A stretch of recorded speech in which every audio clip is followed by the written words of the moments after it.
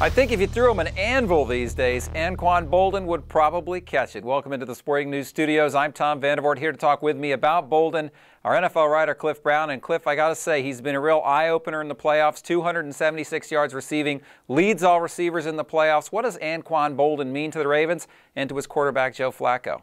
Well, he brings a guy that Joe Flacco simply trusts. He trusts him on third downs. He trusts him in the red zone. And Boldin has delivered. He's been Flacco's go-to guy in the playoffs and really has reminded people how good he is. He's not the fastest receiver in the league by far, but he's very physical, great hands, and just a true competitor.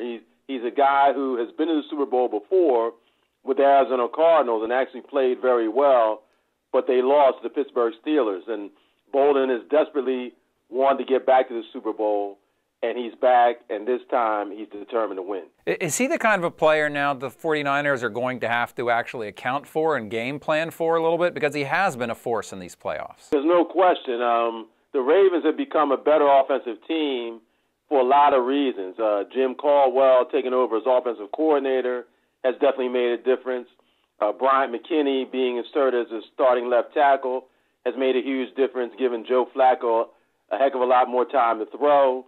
And then with Boldin being a possession receiver and Torrey Smith being a home run hitter along with Jacoby Jones, the Ravens now present teams with a lot of offensive problems. I haven't even mentioned Ray Rice, who is their best offensive player. So this should be a great matchup. The 49ers are certainly one of the best defensive teams in the league, but the Ravens have a lot of weapons, and right now Boldin is a red-hot receiver who Flacco is really looking for in key situations. You know, it's hard to think of another guy in the league that's like him. He's so big and strong. How close is he to being actually a tight end? Well, a lot of people say that Boldin is a wide receiver in a tight end's body, and that's pretty close to the truth, particularly when you look at today's tight ends who, generally speaking, might be, not only are big guys, but guys who are fast and agile. On both of Boldin's touchdown passes against the Patriots, he really didn't have much separation between he and the defensive back trying to cover him,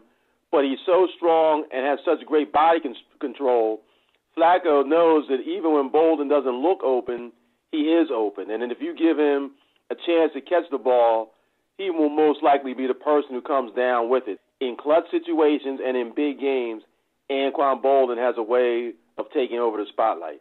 Yeah, and it's interesting, too. One thing you've said about the Ravens, I think, throughout the playoffs is how resilient they've been as a team. And to what extent does Boldin kind of reflect that resiliency? Without question, there are a lot of players on the Ravens who are leaders. Most of the talk centers on Ray Lewis for obvious reasons, particularly with him going to retire after this game. But the Ravens have a ton of leaders, and Boldin is one of them. And I think as a guy who has been to the Super Bowl before, the Ravens are going to lean on him during this upcoming week or two leading up to the game. He's been through all the Super Bowl hype. He's also been there and lost, and he's going to tell these guys, look, it's great we made the Super Bowl, but if we lose the game, it's not going to be a pleasant memory for you. Boldin has been burning to get back to this game ever since the Cardinals lost that game. He's with a new team. He realizes at age 32 he can't be sure that he's going to get another opportunity. So I think Boldin is one of the guys who will be helpful in keeping the younger Ravens focused on not only being at the Super Bowl, but winning it. Absolutely. All right, we'll see what happens in about a week and a half. Cliff, thanks for your time today. Always a pleasure, Tom.